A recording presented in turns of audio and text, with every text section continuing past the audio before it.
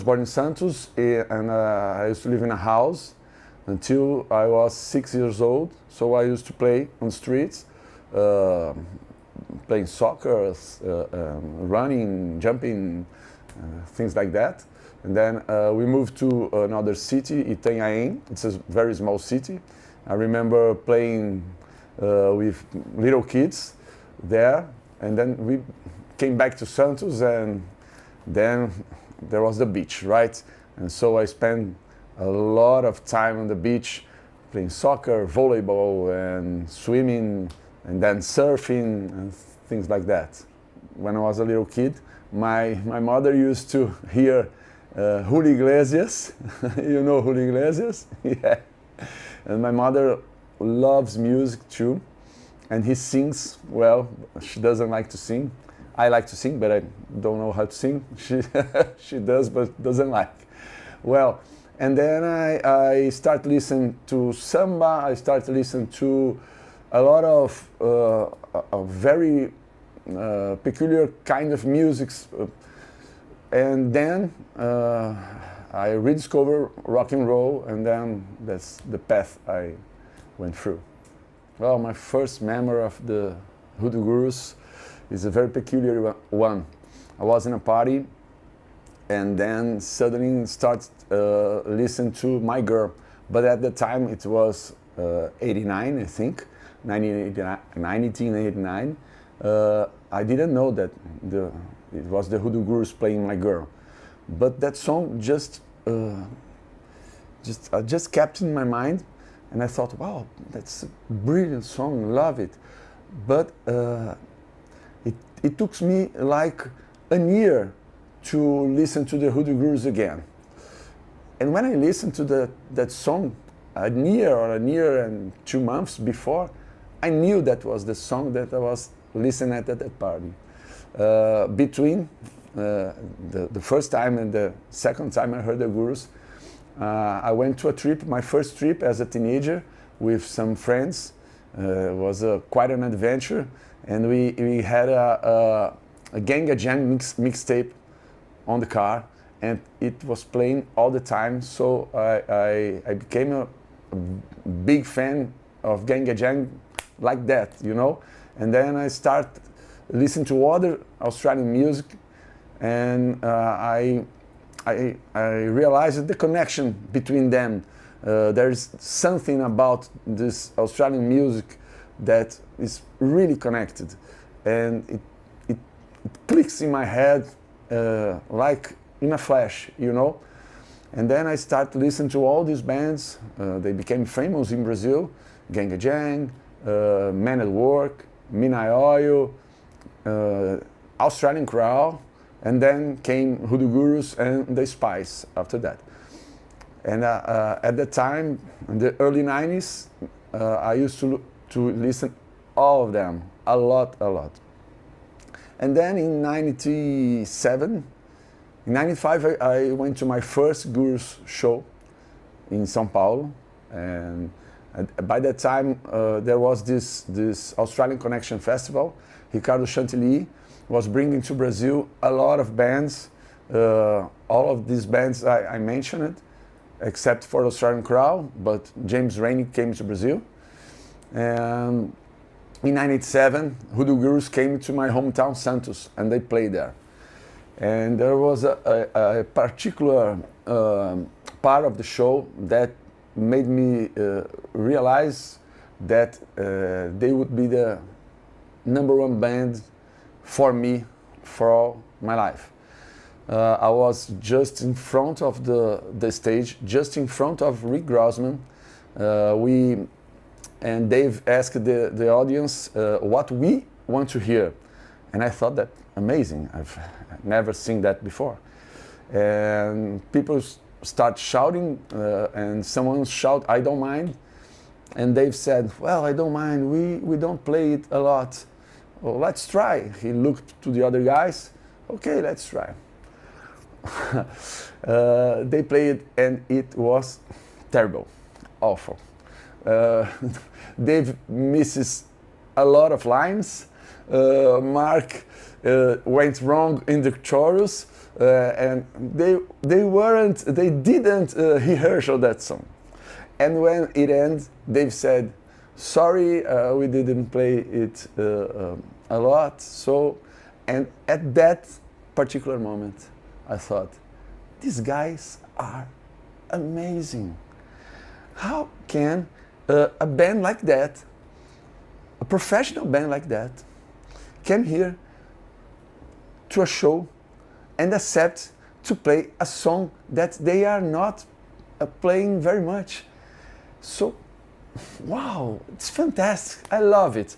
And that moment, I felt that they would be the number one band for me for life, and it's still, and they will be, I'm sure. Well, after that, the Gurus broke up, right? And as they reformed as a band. It was 2010. They are launching Purity of Essence, and they were supposed to tour in Brazil in 2011, early January, February 2011. I bought the tickets. I was so excited at the time, and they canceled the tour, and I was really frustrated. And I decided that I would go to see them in the United States. They were going there in October 2010, so I decided to go. There was a tough time at home. We had 2 little kids at the time. My wife was too busy. I was too busy too, but I kind of needed a break at the time. I talked to her. He wasn't very happy, but he said, "Okay, go." Yeah, and then I went to San Francisco. I sent a message on Facebook, but I really thought that nobody read that message. But when I went into the Great American Music Hall, beautiful place, by the way, I went through, direct to the bathroom, and there was a guy standing in front of me, and I asked him, "Is this the line to the bathroom?" And he turned around, looked at me, and asked me, "Are you the Brazilian guy?" I was, "What?" Yeah, and I said, "Yeah." And he asked me, "Do you want to meet the guys backstage?" Sure, of course. And we saw the whole show. And after the show, Dave came out, and there were like 10 people. People started talking with him. I'm Brazilian, so my English is far away from perfection, right? And someone told him that came from Seattle to see the Hoodoo Gurus, and Dave said, "Well, there's someone came from Brazil, right?" And I raised my hand like a teenager in school asking to go to the bathroom. "Oh, that's me." "Oh, cool, go to the backstage." And then I first met the Hoodoo Gurus. Thanks to my mate, my friend Kevin Gibson. We became really good friends after that. It's another story. So I went to the backstage. I stayed with them for like an hour. I remember talking a lot with Rick Grossman. He was very kind with me, very kind, really. But we took some photos, and then I went to Los Angeles and see them on the Viper Room, and then I went to Brazil, and till today my wife threw it in my face and says that he has credits for our life. It's true. Oh, the first time I saw them, it was in 1995. It was a venue called Olympia in São Paulo. I remember that show. I remember I was with 2 friends of mine, both from Santos. I remember Brad's treasure, pants, treasure, Brad's pants was colorful pants, very colorful, and that was the Crank tour, so they are playing a lot of Crank songs, and I was like, wow, where's my girl? Where is the other side of paradise? And they were playing hard, really rock and roll. Crank is really hard rock album. It was great, but at the same time I was surprised. Wow, that band, they played like power pop, and they play the 60s, and they play rock and roll. They play a lot of things, yeah. And then in '97 they came back and they went to Santos, like I told you, and that was the second time I saw them. After that, just only in San Francisco. Yeah. In 2015, that's another good story. They were planning for this show called the Evolution Revolution, with all the former members, all of them. It was supposed to be Mark Kingsmill's last show, right? And I woke up on a Saturday really early, like 4 a.m., and I went to the computer, opened Facebook, and read that there were few tickets for the concert, 2 concerts. And then my wife, Regiane, she doesn't like to wake up early. So I went to my bedroom, I wake her up and said, listen, there's a show I want to go. I really like you to go with me, and I have to buy it or not. But the point is, if I buy it, we have to go. I didn't tell her what show it was, where it was, nothing, just it. And she was like, okay, don't wake me up, buy it. Okay, so I went to the computer, I bought the tickets, and I wait her for waking up. So at 10 a.m. we were having breakfast, and she was like, well, what was that at 4 a.m. you wake me up, what was you talking about? And I was like, oh, I bought 4 tickets to us to go to 2 shows. What shows? Hoodoo Guru shows. Oh, are they coming to Brazil? I said, no, we are going to Australia. And it was really just like that. You can interview her. And she said, what? We don't have visa. Well, I don't know. And the kids, who will stay with the kids at the time? And I said, your mother? Yeah. And we went to Australia, and we went to both shows at the Powerhouse Museum, and it was amazing. I sent an email to Michael McMartin, the former manager of the band, and Michael was a very, very nice guy. He was fantastic with me, and he put me in the backstage, where me and Regiane, when we get there, there was a whole team of filmmakers. They were thinking about launch a DVD of that show. And when I get there, I bring a cachaça to them, and they start interviewing me there. Not interviewing me, but recording my conversation with Dave, with Mark. Oh, I met Clyde Branley, I met Rod Hadai, I met Kimball Randall. All the guys were there, me and Regiane, and it was fantastic. Really, really, really cool. Yeah, the Triple M story. I think it was 2012. And the Hoodoo Gurus just announced that they would do a broadcast live presentation, worldwide one, so fans could send them requests for this show, for this live show. And in Brazil, it was like 8 p.m., 9 p.m., right? We had a party that night, a big party, and I told my wife that I would go after the broadcast, and she said okay. So I set 2 computers, just in case, you know, a lot of beer and some snacks, and start listening to it. The set list is amazing. Amazing. I think it's like 30 music, something like that.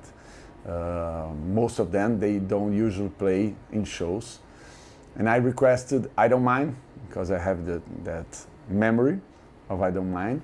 I requested this song, and just before they played this song, Dave said, "Well, let's play "I Don't Mind." It was requested by a guy, I don't remember his name, and Vitor Falsetta. And he said, "I know him. He's from São Paulo. I don't know, somewhere near São Paulo." And I was like, "Oh man, what? He knows me. He remembers me." Because I was in San Francisco backstage, and I was, how does he remembers me, right?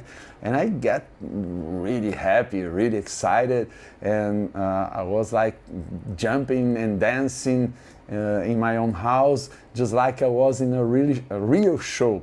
I consider that my half show, you know. So I went to 10 and a half Hoodoo Gurus shows. That was so good, really good. I was alone, but I was dancing and jumping and turning around and singing along. It was crazy, crazy. And then I went to the party, and everybody in the party was like, sit, eating and talking very, very low.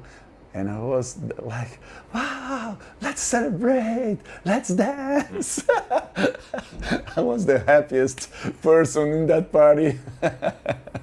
I used to exchange live records of the Hoodoo Gurus. I did it for about 10 years.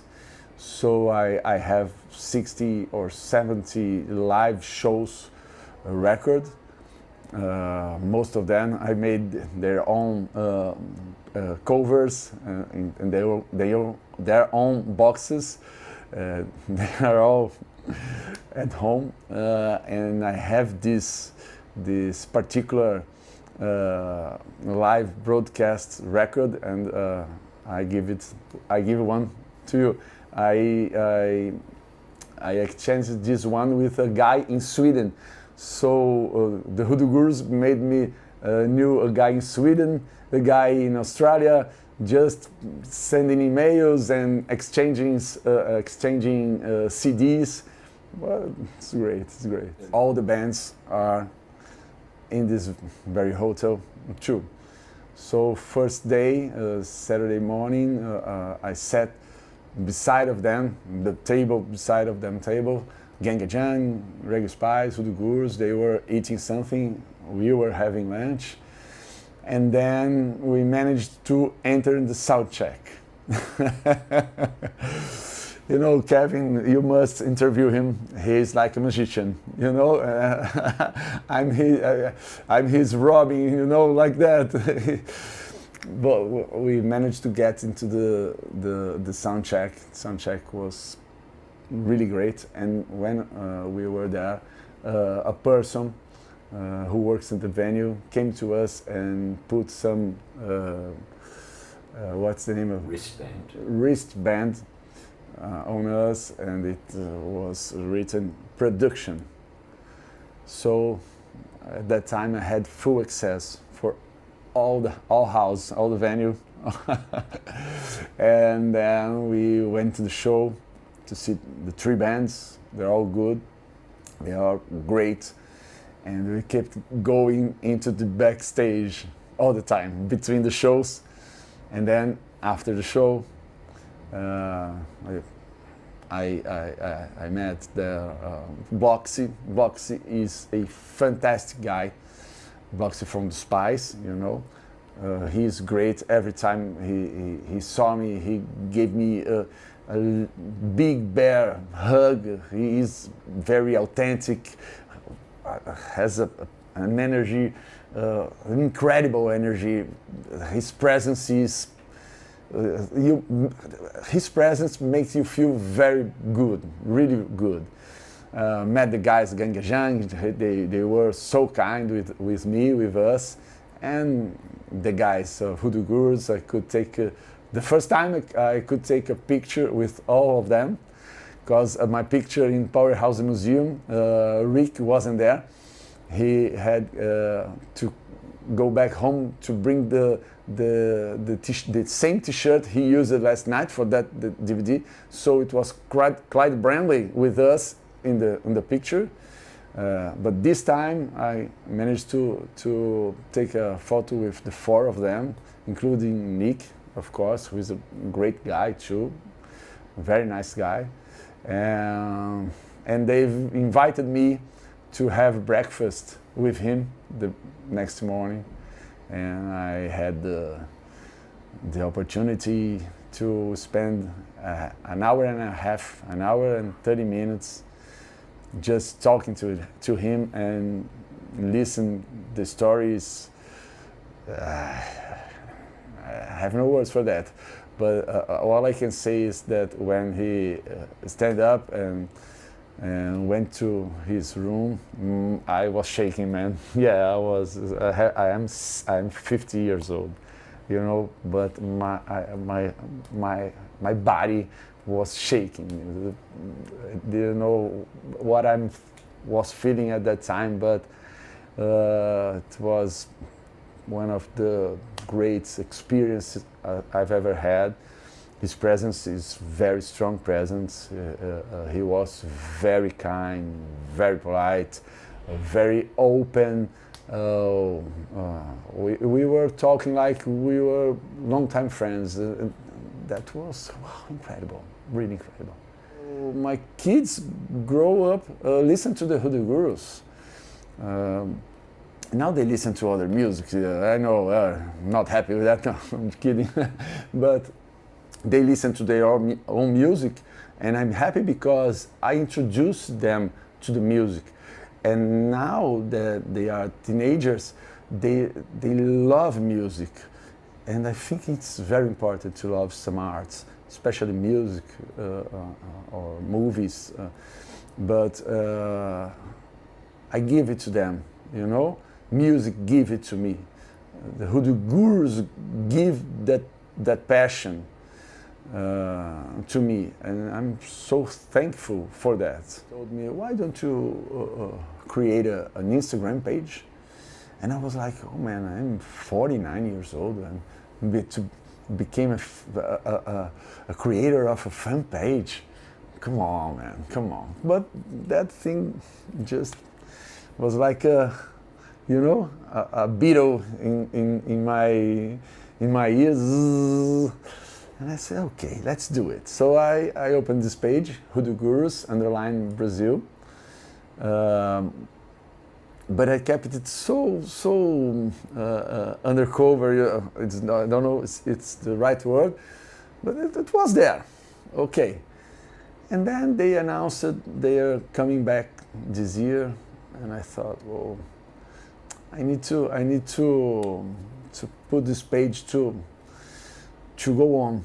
And then I talked to a girl I met in the Hoodoo Gurus show last year in São Paulo, and asked if she would like to join me in this page, because she's younger and she's more connected, you know, and he loves the band too, Camila. And he said okay, and so we started to feed the page, stories and live presentations, and the page started growing, and then we started talking with people like Ricardo Chantilly and the Australian Connection page, the Hoodoo Gurus page, official page, and then Bloxy sent me an email, and he wrote something like, Vitor, this is the new Reggae Spice album. I'd like you to share it.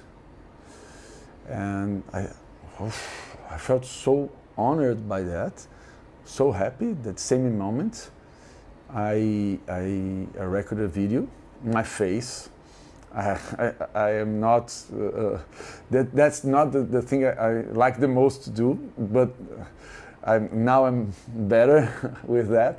And I recorded a video, put it on the page, Hoodoo Gurus Brazil page, saying that I was very honored to receive it directly from Boxy, and I would like to share it with all the people who wants to hear the new Reggae Spice album.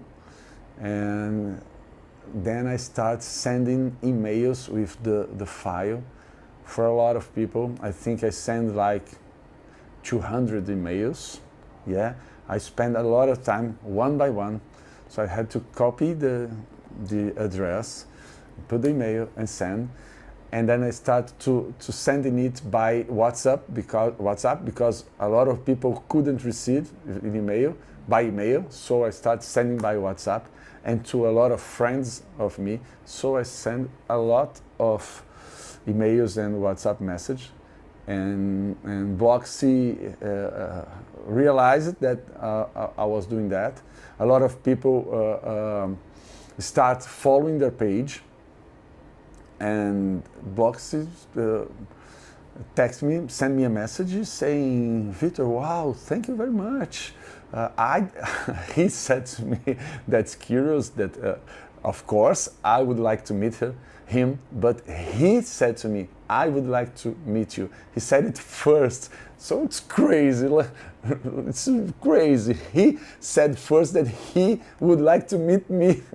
Who I am? Who am I, right? And I said, oh, of course. And then we changed messages all the time, and I met him here. For the second time, it's for sure, because I met him in 2001 in a show in Maresias. I went to backstage, like sneaking to the backstage and get an autograph by him, but he doesn't record that. I do. He doesn't, for sure. And it was great to meet him in person, because he's that great personality, happy man, great energy. It was my seventh Spice show here in São Paulo, and I've been to 6 Ganga Jam shows too. I worked for Tronador label, a Brazilian label.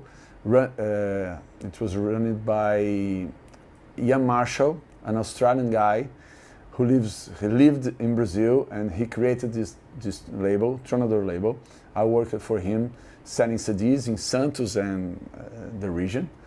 By the time I received some CDs, a lot of CDs, by this guy, by Ian, and some of them I bring it here and I show you one by one. This one is Vispai Vispai, Feito na Praia. It's a live record from the Spice here in Brazil. Some songs were recorded in Florianópolis and some in Rio de Janeiro. I love this record. I got 2 of them, and I'm donating this one to Pete and to the Australian Rock and Roll Museum, a place I will go in the near future. You'll receive me there. So this one is, this particular one, I'm donating it to. This is the Early Cases. Love this record. This one used to belong to my private collection. Really, I only had this copy of this one.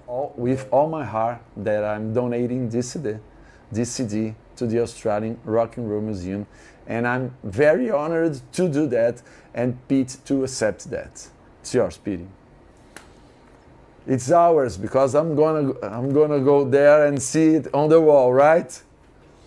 This one is a live record, the Hoodoo Gurus in the Viper Room 2012. I was there, and that's why it's so special to me. Like I said, I have 60 or 70 live gurus in CD, shows in CD. And this one is the Triple M record, the live broadcast that I told before. It's the best set list ever. Pete, you will love it. You will hear to it non-stop hearing. And that's Dave says my name in this record. It's very special for me. So I'd like you to have this gift, accept this gift. It's by heart. I'm very happy to give you that. I hope you enjoy. Me, Pete here, Kevin, and my wife Regiane. We spent the whole day in São Paulo. We had a very special and fantastic day. We went to Vila Madalena, Beco do Batman. We had a lot of beers. That was really cool. We danced in the streets and we sit in the bar, had more beers, and he tried caipirinha. He tasted caipirinha for the first time. He tasted twice. I loved it. And the day was really special, and it's in my life. It has a mark in my heart forever. This day was a fantastic day. I hope we can repeat this one. Right, Pete? It's a promise here or in Australia. Ok? It's set? Oi, eu sou o Vitor Falsetta e você vai encontrar a minha história no Australian Rock and Roll Museum.